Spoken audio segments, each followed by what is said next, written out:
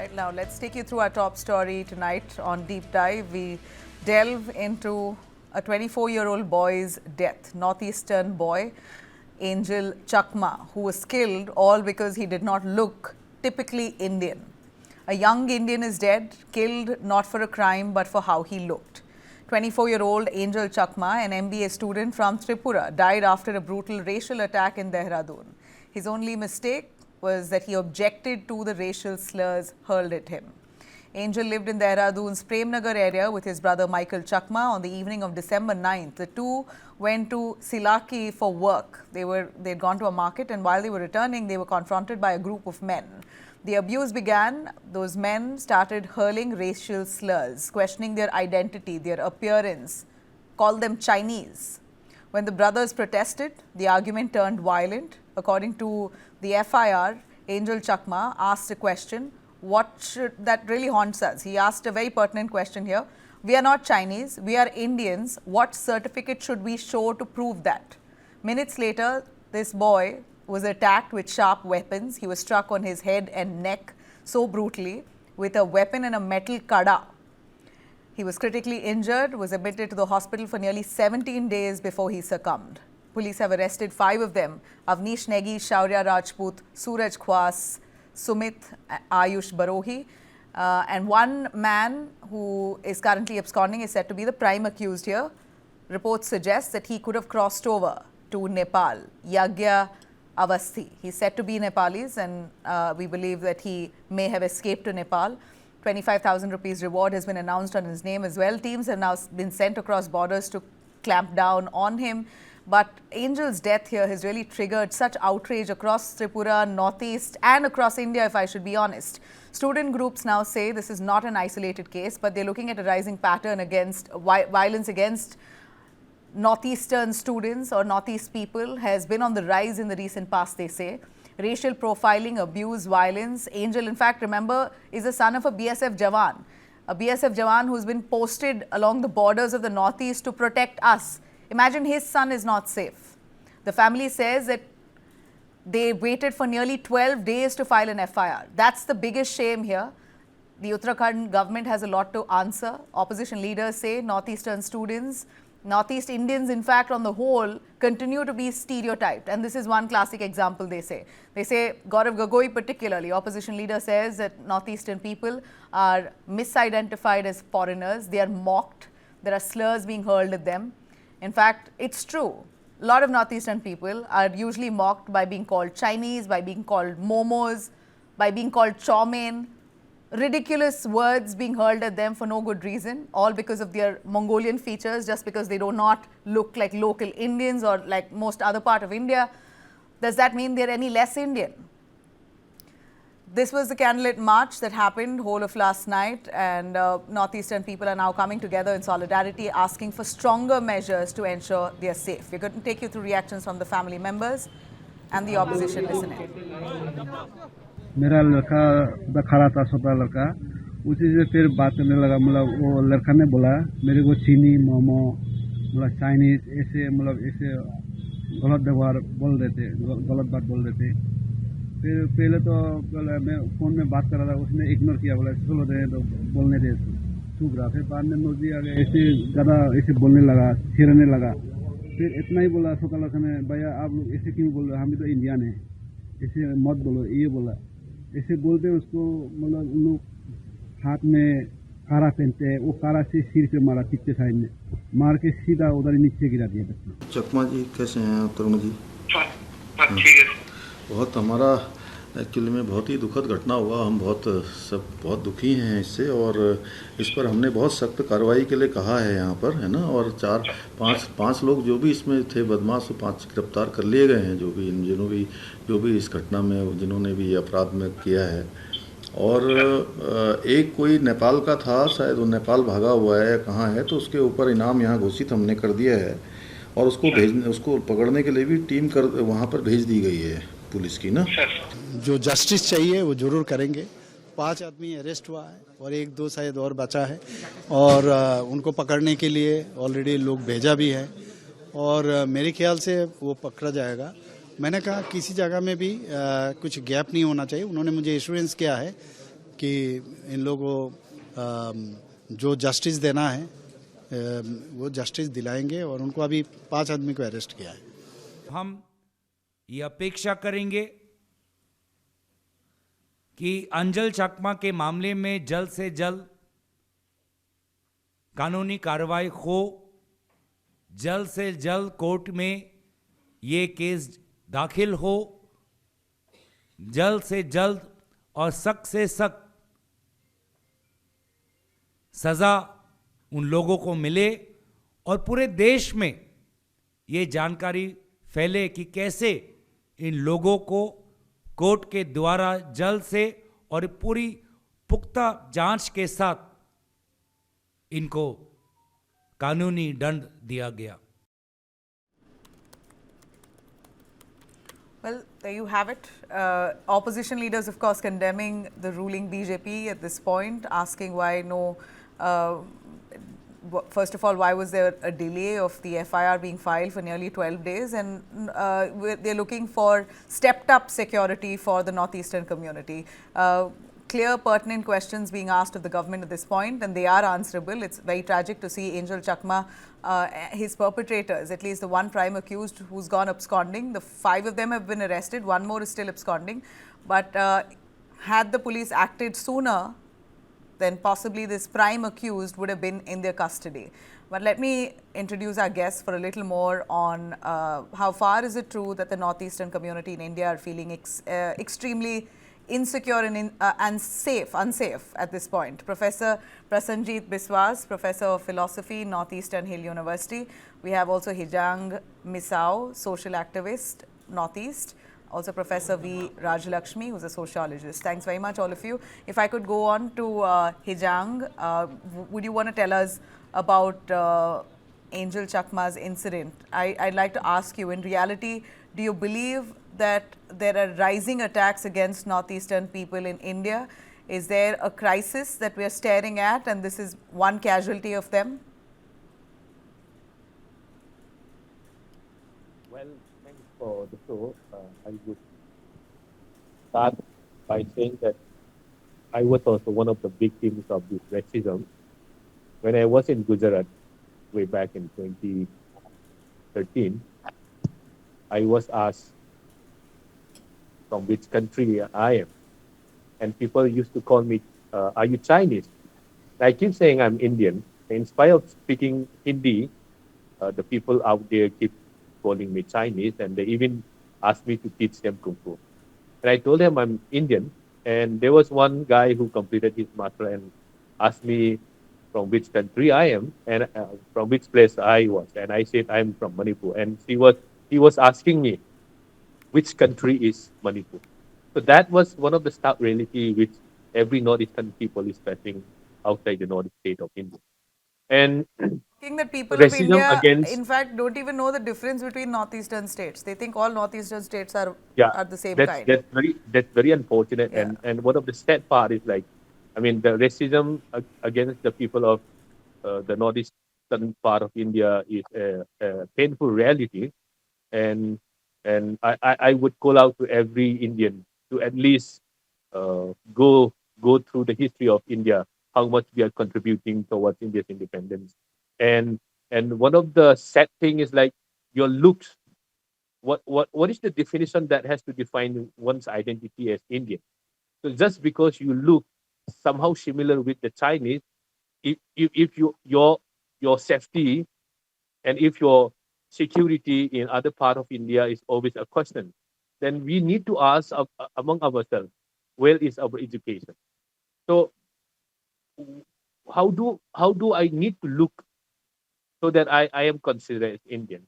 That's one of the painful things which every northeastern part of India is facing.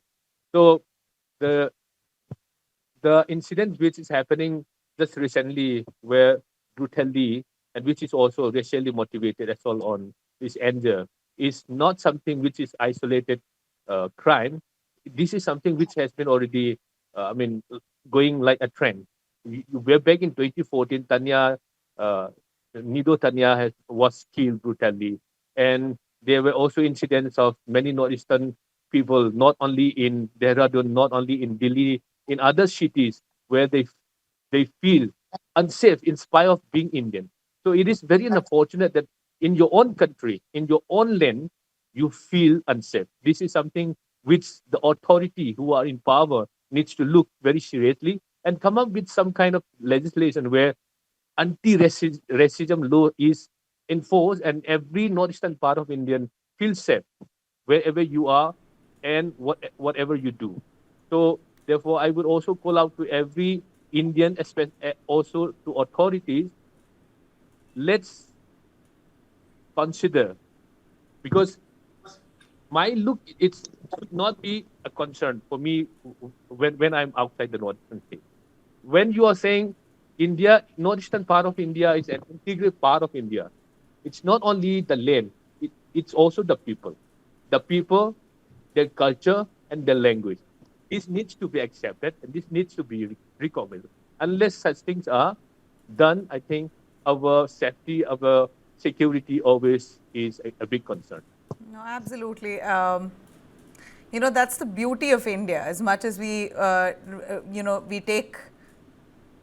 condemn this attack, but the beauty of India here, and we are obviously at this point very concerned about how Indians don't even know the difference between northeastern states, but the beauty of India is that we have people of all kinds and we've got to celebrate it. But instead there's this feeling of chauvinism, this feeling of superiority that the rest of India is seemingly feeling, at least from cases like this. That's what it exudes. Professor Prasanjit Biswas, if you could come in on this. Very tragic to see what has happened, and it seems the northeastern community says this is alarming and not a one-off case. We are here protesting because there are rising cases of attacks against the northeastern people, and I wouldn't deny it. As a college goer myself, we'd be influenced by friends and your classmates. You'd call a northeastern girl or a boy chinky. I was schooled by a northeastern girl. She said she warned me not to call her chinky,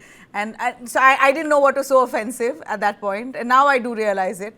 But my point is, there is no education. People don't even know. They don't realize what they're doing wrong, and it seems like now it's now suffocating the northeastern community, and they've started speaking up, and people are not liking them speaking out.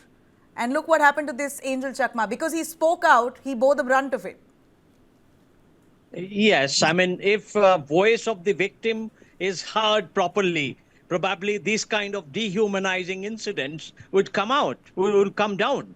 But in this particular case, what has happened is a direct racist attitude, a racist perception of the other is framed by the attackers, by the perpetrators. So this perpetrator's point of view in this racist kind of a culture, which results into a lynch mob kind of situation for many of the Northeasterners. As my students of Northeastern communities do not feel safe in the entire north of India.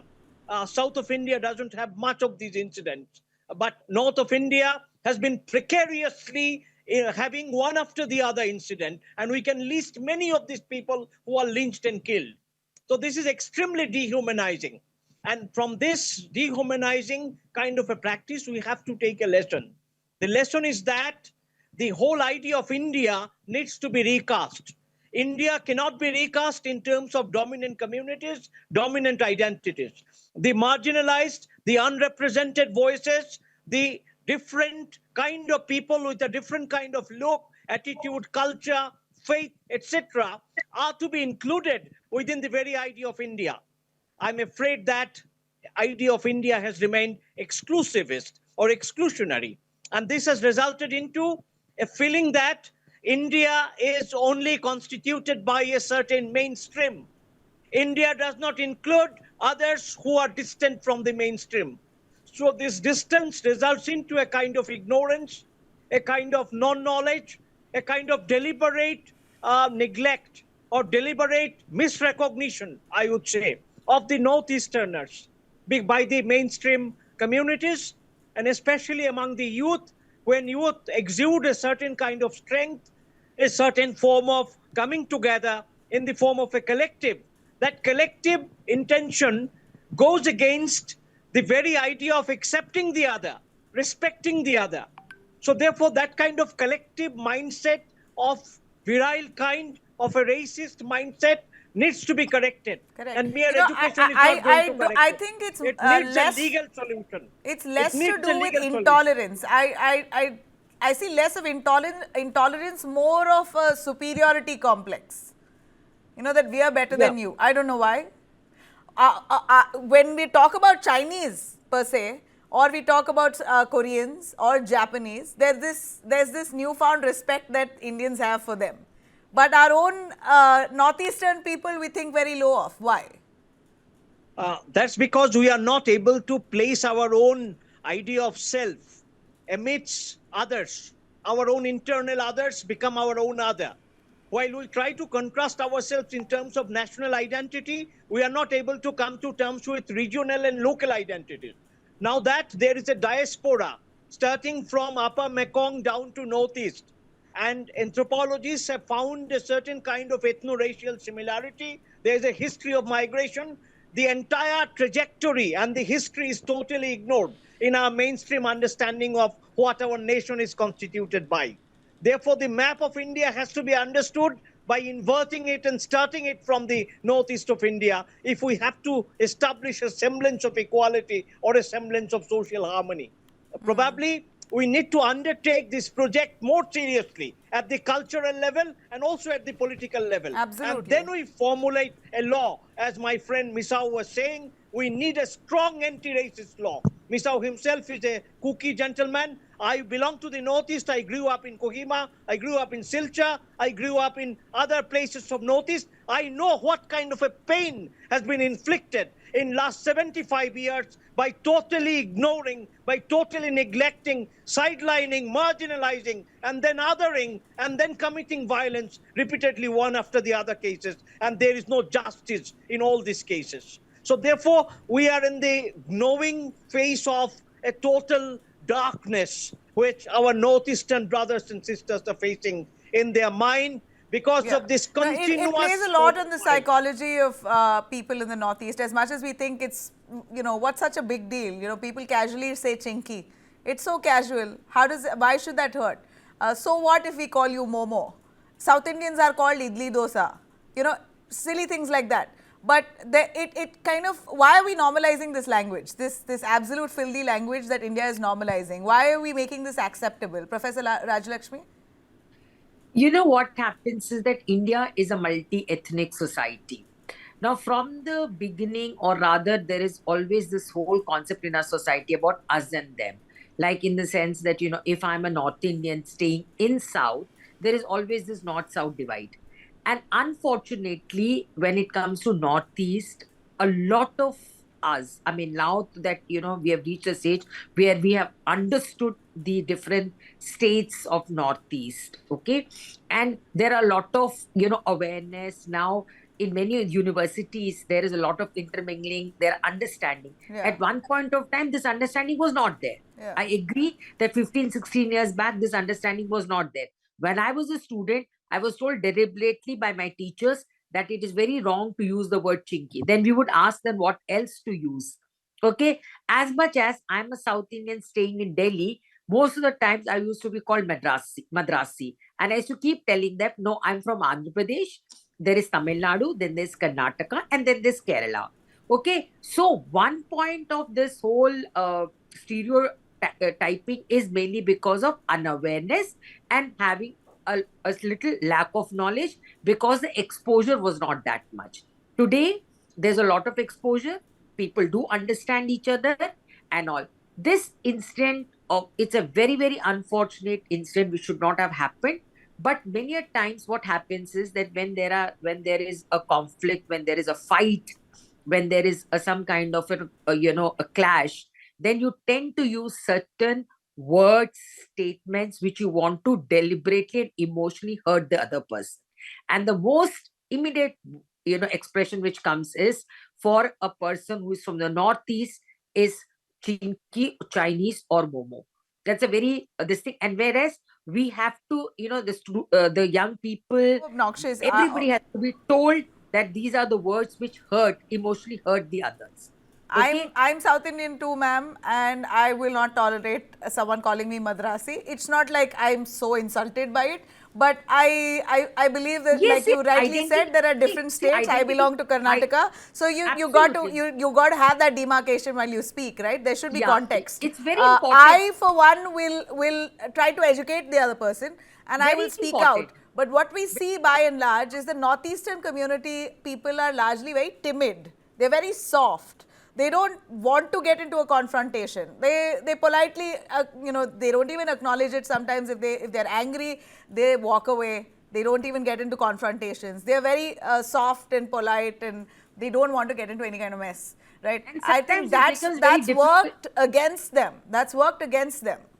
It happens because sometimes it's also very difficult to express very fast because you're in a very different terrain, in a different region, and a language also becomes a very difficult thing, and expressions also sometimes you lack, because of accent or because of some kind. So therefore, you know uh, it's basically lack of awareness and lack of understanding that these kind of incidents do happen over a period of time. If you actually look at the data, there is more of acceptance, there is more of interaction, intermingling, especially in metropolitan cities. In many universities, you see that there is a lot of exchange, cultural exchange, one respects. And also the state has started encouraging tourism, where a lot of people have now started visiting Northeast and understanding the difference between each state and the way in which people from each state look. So there is this understanding, emerging. We should respect that and we should encourage that and try and avoid any kind of language, any kind of sentiments which may hurt any other community. And it should be very, very carefully, one should be very careful in one's language. That's what I feel. And, that can also instigate. Many a times Yeah. in these cases, they are like, the investigation. I mean, these cases, the reasons are much beyond what it actually appears to be. This is what I feel, because we should not be, you know, uh, I mean, I'm sorry to say this, but should not be very quick in judging that it could be racial, because we should teach our youngsters to be more tolerant and more inclusive rather than having these No, kind it's of absolutely not okay to call a No, northeastern it's not at person all, not at chinky all, not or at all. I momo. It's agree. not even funny. It's But not correct. It's that's the not thing. correct. As what are they teaching students in school It's today? not If correct. Not no, if correct at all. students are not even able to establish what's the difference between our northeastern states, what are children learning in school then? Why is there no special focus? Is there a way that we can undo this? The years of trauma that the northeastern people in India have faced. Is there a way we can undo this More and more culturally? awareness, more and more cultural interaction, more and more visibility of their richness of their culture, richness of their terrain, the contribution which the Northeast has done towards India as a whole. This should really be highlighted, because the each state is very unique, very beautiful, culturally very rich. The food is very rich. I have traveled across different Northeast states and really liked it. So this kind of interaction, understanding, awareness, and education should be there so that we all understand each other. This is what I feel. Hejang, if I could ask you about the number of cases that are registered with the police of racial attacks, do you believe those aren't the actual number? The real number of cases aren't even reported because people are worried that the cops will not take you seriously. They're not receptive to a complaint like this. Yes, there is no anti-racial law yet, a strong one that can, clamp down on this. But so far, so long, how has the community waded through this? Does the police take you seriously? Because in this case, Angel Chakma's killing, 12 days later is when the police filed the FIR. And that's shocking, despite his father being a BSF Jawan. Yeah, I think that's the right question that one needs to ask. One thing we need to understand is what is happening on Angel is just one case. I think that's just one tip of the iceberg. I think the larger incidents which are not reported, there are numbers of cases which are racially motivated assault on the northeastern part, the northeastern. I think there are a number of cases which are not being, reported because uh, even in this case, I think everyone should know that the delay in filing FIR. That is how the authorities are also, I would say, uh, treating to the people of the Northeast. So, sensing that the authority will not be proactive. So, there are numbers of people who fail to also approach the police department or all the other authorities. So, while I also acknowledge and appreciate the arrest of five accused in this case, I think justice must go beyond this arrest. There should be a swift and transparent trial of the accused. At the same time, institutional accountability is what is needed. Institutional accountability in the workplace, school, colleges, and also in public places. Unless such institutional accountability is, put in place, I think our safety is will be always a concern. In spite of being Indian, in spite of being in our own country, in our own motherland. At the same time, there should also be national level anti-racism legislation ensuring the protection of the Northeast community. Uh, with these cases, I'm also referring to the Northeast, but this anti-racism should be for the protection of every minority who are always targeted, who are Yeah. always the soft target. At the same time, there should also be mandatory sensitization program for law enforcement, educational institutions, and also in all workplace. Unless we do that, I think this this won't be the last incident. It will Yeah. be Yeah. something which will go on a trend, and every northeastern people will have that same feelings of uh, not feeling safe in your own country, and that's very unfortunate. At the same time, what I would also put forward is like public recognition of the Northeast identity and contribution has to be made to every Indian. Unless we do that, I think the so-called unity in diversity or the plurality of India will be under conflict. And even now, it's already under conflict. Absolutely. And I totally agree with you. And on a final word, Professor Prasanjit, if you could give us a word of advice, and what do you think as standard protocol should the government do with immediate effect that should kick in after this case at least? We should wait no more here for another case of such nature to come to light, but with immediate effect, standard protocols that should be set in to ensure such kind of racism is not unleashed.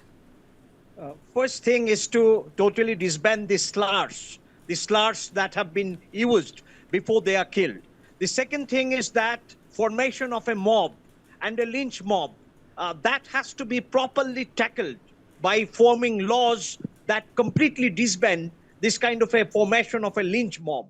The third important thing is wherever Northeastern people are there this kind of a cultural campaign of inclusivity, as Professor Raj Lakshmi also was suggesting, has to be carried out so that the other India, which is not part of the mainstream, is also known with equal sense of urgency, with equal sense of belongingness. So that sense of belongingness has to be recultivated, reignited among the people who are in the mainstream.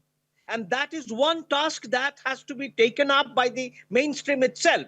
As a Northeasterner and understanding the mindset of the Northeast, I clearly understand that no one in the Northeast feels that they are accepted, they are included as part of the India. So therefore, there is this mental distance. How do we cover this mental distance? It's not just symbolic programs and accommodation, but it's more an intimate understanding and relationality that needs to be cultivated in terms of friendship, in terms of fraternity. which is not there at this moment, and it requires a programmatic, step-by-step process. And this Absolutely. starts with a campaign, goes to education, goes to legality, goes to the social level of interaction. So all these have to be encompassed in our broad-based understanding of removing this particular evil forever from the mainstream of India. I agree with you, and all we can say is absolutely condemn what has happened here, and we hope this is the last of it. I really pray that the community feels safe, and we as Indians are supposed to be now going out of our way to ensure we learn the Northeast, we understand them, we imbibe them, and we celebrate them. I think that that's about time that we stop othering them. They're part of us, they're one of us, they are us. Thanks very much, all of you, for joining us on this today.